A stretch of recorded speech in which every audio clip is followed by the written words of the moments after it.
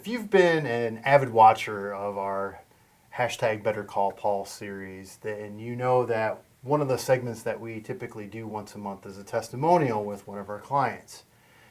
Well, after watching a show on YouTube, after a while I thought, let's switch this up a little bit and do kind of a longer conversation with folks that we have worked with, but let's learn a little bit more about who they are and what they do, a little bit more than just how they use video within their company. Because the folks that we work with are interesting, they're funny, and they've got great personalities. And so wanted to expand a little bit more. And so we've started a new series, and this is it.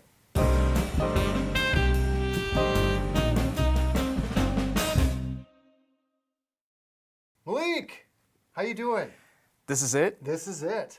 That's the show? This is the show. This is it? Yes. I like that. This is the show, yeah. We're right into it. It's called A Conversation With, and today, it's you. We're going to be talking with you. So take it right from the top. Top of what? I'm about to ask that question. Oh. Remember, you said you're going to wait on me. Yes. You're not waiting very well. No, You're not doing this so well. Okay. You said you did tell me that you wouldn't be a very good guest. You're a better interviewer than a guest. True. However, I don't like speaking about myself. well, you know what we're going to do today? We're going to talk about you. Great. Yeah. So, comedian, top of the town comedian for Lansing, Michigan. What does that mean? You're starting there? Yeah, I'm starting there. Not being the people, I'm not sure exactly what that means. Other than I do have some history doing comedy in the area, and I have done comedy in a few different places in Canada. So international comedian. But something that people don't know about me, because a lot of the things that I do, to make money isn't show business. But I've wanted to be an actor since I was in second grade. Just didn't know how. So when you grow up in a little small town called Oscoda, there's not a lot of opportunities. And long story short, I kind of just really delved into things that I had interest in, and I basically started off somehow in choir, and then I was in band in school, and then choir. Things happened, and I got kind of kicked out of both.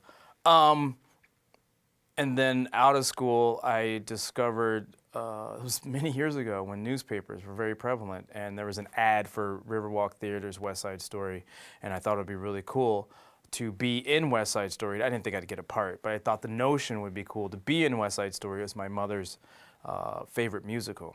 And all growing up, she's like, you should watch West Side Story, and being a bratty boy, I'm like, I'm not watching no musical. Because I didn't appreciate it at the time. And then I got a part, messed around and got a part, and then through some strange happenings, ended up being in the background chorus to Pepe, Bernardo's right-hand man in the story. So I was on the stage a lot. Thankfully, I didn't have to say much. So it was very heartwarming to call my parents, have them come down, see, at the time, one of the biggest money-making productions at Riverwalk Theater, 3-week run of West Side Story, many, many moons ago. But it forced me to sing and dance on stage as well as do lines. Oh my gosh! And one of the biggest, coolest things was... Other than we're going to gloss over the phrase do lines on stage. That's okay. Well, I had the opportunity to open the play with an original poem. Jeff Brennan, I believe that's his name, was the director, and he was talking about how he wanted, his version of the play. So it took a lot. I'm shy. People don't realize that. It took a lot for me to make this phone call. I had this poem that I wrote that I've since lost, but I had this poem that I wrote called Rhythm of the Street that I wrote on the corner of Genesee and Butler. I know it very well. And the Black Child and Family Institute was very much going on at the time. And so I wrote this poem about the rhythm of the street and how the things were going and happening and the drums that were happening at the event and everything. So I was just like, oh, this is great. And I was really immersed in the city kind of by accident. And I showed it to him. He goes, well, read it. All right. So I read it poorly. And he looked at me and goes, we'll have you open a play with that. And I was like, no. I just thought you'd put it in the program or something. So every performance after the overture, it was me on stage reciting an original poem. And that was grandiose. So as time goes on, I learned acting, modeling, took classes, and did plays, and then that's very time consuming, and did movies and productions and commercials and infomercials and all this stuff like that, and hip hop shows and rap and concerts and things and everything. And I was like, and people keep saying, well, you're funny. And I'm like, oh, I don't know what that means. And because of the TV show that I did at the time, we had comedians on every week. So I had the privilege of being in Connections Comedy Club 2 or 3 times a week. And I really studied comedians, like watched the audience. I sat in the back and I watched the audience as much as I watched the performers and what they did. And it took 2 years for me to finally get up, instead of just going up and telling like a basic joke for a joke off. I was like, I think I can do 5 minutes. And Brian Bemis was the manager at the time, and I talked to him. He goes, well, you're here every week. I think you're kind of funny. We'll give you 5 minutes. And people laughed. And Brian was like, actually, that was pretty good. And that meant a lot because he sees it, all day, every day, type of thing. He goes, you were actually pretty good. And so I just kind of went with what worked and tried to do that. So that's like my backstory. I don't hit it as hard now as a lot of people do in this area. And so that's why it's kind of weird that I won the Top of the Town Awards. But I had a running show. You helped very much in that with the Church of Comedy. It was a good show. Yeah, I enjoyed it a lot. Thanks. But that's what I try to do, man. I'm like, I try to take something, and I'm not reinventing the wheel necessarily, but I kind of want to put my own personal spin on it. Like, I want to be able to turn something into something big and have people like feel something. You know what I mean? Absolutely. Now, you mentioned something that I think I don't want to gloss over. You said that you're very shy. Now, anybody who has met Melik or run into him or seen him at a show would never think of that. So if you are so shy and maybe a little introverted, how do you do that? How do you get on stage? How do you get in front of people? How do you do it? It's so on a personal, like I'm comfortable with you. I've known you. I've stayed at your place. I've helped you with your business. You've helped me with mine. I have an interaction. So I've grown to feel comfortable with you on a one-on-one basis. And that's usually how I am. You get me in a crowd, and I'm like, oh, my God, so many people. I don't know what to do. It's overwhelming, information overload. So stage kind of goes back to one-on-one. And then it's selfishly, if I'm standing there with a microphone, I automatically out-talk you. So it's easy to be able to put on an act, easier to be able to put on an act and be able to project. And there's a finite time. I could do this for about 45 minutes and then I'm gone. And then I get to go home, take off all my clothes, and sit on my couch naked and sip a glass of whiskey. Fair enough. So do you have... It sounds like 2 different personas. Yes. It's home Melik. Yes. Outside Melik. Yes. How do you different? Do you have a name, or do you do? I mean, how do you really? Because people won't know. I mean, they may run into home Melik and you're all quiet and shy and people have given me, maybe not so much directly, but I've been called a jerk, kind of like an asshole. And I'm like, no, I'm not. And or they get frustrated that I don't remember something. And I'm like, I apologize. This is not, I don't take it personal. I wait tables. I'm a bartender now. I see so many people. A lot. And when interaction, and I try to take each moment as they come, and I realize the importance of that. I kind of learned that along the way. That's a whole sidebar that probably don't have time for. But I try to, in the moment, be able to say, this is a special moment, okay? But I can have many in a day, whereas your interaction with me is singular. I have a lot of similar interactions with a lot of different people in a day. So it's hard to be able to keep all that in. I'll see a face, I'm like, oh, that looks familiar, but I don't know where or why. Unless I've had multiple interactions, I'm like, oh, this is that person, I see them at such place. So it's kind of like a way of being able to deal with all the things in a personal way, but it's difficult to be able to make that single connection stand out, because you might have, and this is not disrespect to any of those single connections, but you have to have respect of the fact that I see a lot. And so it's a way of being able to cope with being able to see a lot. It's exhausting for me.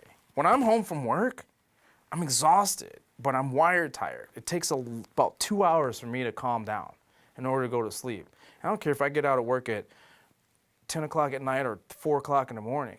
I'm not in sleep till 2 or 3 hours later, because that's a lot of energy for me to exert. So when I'm out and I just want to go to the local corner store and get me some cheesy chips and, and a Faygo, you know what I mean? I'm in my like, hey, you know what I mean? Just like everybody else when they go shopping. But the fact of the matter is I've touched so many people that a lot of times people are like, hey, Melik, how you doing? I'm like, what? I wasn't expecting to see you. And, it's not personal that I'm just trying to go get some chips and go back home, dog. You know what I mean? I mean, that's something that most of us will never have to deal with. Is like, people say hi, but with you developing a personality outside your home, it's kind of one of those double-edged swords. It was by accident. Yeah. It was truly by accident, because I just wanted to do things I enjoyed doing. I just didn't pay attention to the fact that they were public. Do you know what I mean? I didn't think it out. I didn't think it through. I'm like, oh, TV would be fun, and I love to talk to people and interview, and I wanted people to see interesting things about our community. So I did a TV show for like 10 years. I just wasn't paying attention that it was on TV. It's easy to talk to a camera, but behind the camera could be 1,000 people. Well, let's hope so. But you know what I mean? But I'm talking to you. And the two people here. That's it. That's easy. Mm-hmm. So on stage, if I'm doing a performance, I try to find one person, hopefully that's smiling and kind of likes what I'm doing. And then I go, oh, I could talk to that one person. And then build from that. And I've always said, if I'm doing a performance, people talk about, I want to change the world. And I just want to be able to have a conversation with one person. If I can affect one person, then I've done my job. And I try to do it in a positive manner. So if I'm performing, and I've done comedy in the busiest of busy bars that weren't expecting to see comedy. You know what I mean? And they're like, what's this? Mm-hmm. You know how little people pay attention to the band? Well, they pay even less attention to the comedian. But I've been in situations where like 2 or 3 people were like, keep going, I'm listening. And I'm like, because you're like, it depletes you. And then all of a sudden one person goes, just keep going.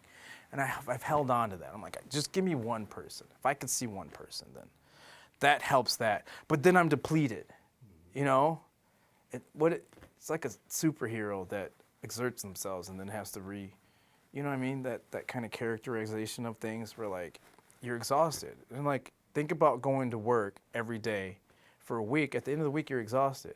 Well, intensify a stage performance. That's like a week's worth of energy in 45 minutes or an hour or 2 hours. You know what I mean? If people could relate to it in that way, maybe they can have more of an understanding. I'm not trying to be rude. I'm just like, I'm sleepy. Fair. I mean, that's fair. It is tiresome because your adrenaline's going, you're exerting all this energy. Yeah.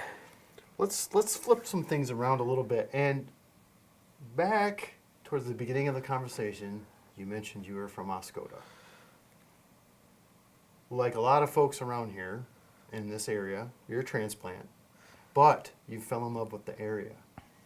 What's your love of this area? Why do you stay here? Why do you promote what's going on here? Because that's actually one of your businesses, lansingmade.com. So what's the push? What's the impetus for that?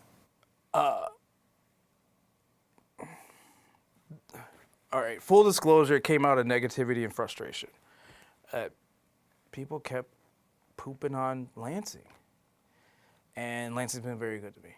Part of the reason why I never left was every time I thought about leaving, I was like, well, who's gonna cut my hair? Who's gonna fix my car? I have a friend named Rick. I go, hey Rick. He goes, what? I go, my car's going. He goes, oh, that's the what's it, and you're gonna need the thingy-booty, and so I can fix that for like $300. Oh, okay. Then he comes, he picks it up, fixes my car, delivers it back to me, and goes, here's what the parts are, blah, blah, blah, blah, and this is how much it costs, or whatever. And I go, oh, okay. Imagine me going out to LA and just calling, those relationships have to develop over time. When I've needed a job, I've made some phone calls of people and been like, hey, I'm looking for a different job. What do you got? And, I got a job at a restaurant, and this was when I was young, a lot longer, and I realized this isn't a job interview. This is just, hey, you've been vouched in. When can you work type of thing. And I didn't realize it until like halfway through the conversation. So Lansing's been good to me, personally, on a personal level. And then you look around, you have parks, you have rivers, you have a university, you have a award-winning community college, you have activities, you can see a Broadway play, restaurants, you have lakes, right? There's things to do, there's festivals. There's festivals that have been going on for 30, 40, or 50 years. There's tradition, there's small towns. Do you want to live in the country? Do you want to live in the city? Do you want to live in a loft apartment? Rent is cheap. I mean, relatively speaking. Housing is inexpensive, relatively speaking. And a friend of mine, Roger Glum, was like, do you want to be a medium-sized fish in a small pond, or do you want to be a little minnow in an ocean? It's a lot easier to be able to do the things that you want to be able to do when you have a community that's easy to navigate. Does that make sense? So I was like, what do you mean there's nothing to do in Lansing? I'm overwhelmed. Yeah, exactly. I can't do everything I want to do. And you're telling me there's nothing to do? Come on. We're ice. Ingham, Clinton, Eaton. We're cool as ice. It's probably the coolest thing that's ever been said about the area. But yeah, absolutely. I feel the same way. Yeah. As a transplant myself. But to wrap things up a little bit, as we finish our conversation, going through and knowing you over the past couple of years, some of the things that you've done, people are just adding to their bucket list. What? Such as like going to Paris or taking a trip by themselves to New York. How did you remember that? I I got this shirt in Paris. this is what I do. It's my job. Speaking in front of 30,000 people. Well, I have to thank you for that. But what's next? What is something that you really want to do that you haven't done yet? Are you gonna get me all choked up? Okay, I got voted #1 comedian in the area after not performing for a couple of years, and like I said, it's in my genes. I want to perform, so I'm doing this one-man show. All right, that's a selfish thing, but I want to share. But I want to do it in a way that is more of a humorous. David Sedaris, funny. He talks about life experience though. Funny, sad, depressing, exciting, And I don't want to be the yuck guy, okay? I want to leave here hoping that I left a better mark on the world than what it was when I was born. Does that make any sense? It comes from my mom saying, when you go somewhere, leave it cleaner than what you found it, right? So if you go somewhere, you don't leave a mess. You don't go out in the woods and leave a mess. You learn that in Boy Scouts. You clean everything. You take everything out, right? I want to leave a positive mark on the world. I never had the opportunity to have children, right? So I was like, well, what's going to be my legacy? I don't have something of me to leave. So what are they going to say when I die? Are they going to make up stuff at my funeral? Are they going to have to lie? Oh, Malik was a good guy. Are they going to be able to say, he actually did some good stuff, right? Now, I've been blessed with an opportunity to have a child of my own. And I think I'm just blessed to be able to take my life experience and help hopefully guide a young person. You know, I think this is an advantage of having a child later in life. You know what I mean? I'm not a teenager having a child. Way beyond a teenager having a child. I've had a lot of life experiences. I don't know everything, but I know what I don't know. You know what I mean? I know what I don't know. So I've got these two beautiful children that are with me right now. My girlfriend's got two little kids that I'm just excited to help guide them and teach them some things that, or show them things that I had to learn the hard way. And maybe they can be a half a step or 10 steps ahead. And then be able to have something of me that I know will have the potential of greatness. It's a beautiful thing, man. And I hope I live a long time to be able to help be there for that. So those are the two things: is be able to share joy with the world and the people from my community, and show them how great of a community that we have, and hopefully have a legacy that is uplifting. Yeah. That's great. Yeah. Thank you very much for being on the show. Thanks. Thanks for having this conversation with me. And I hope you guys enjoyed it. There'll be more soon.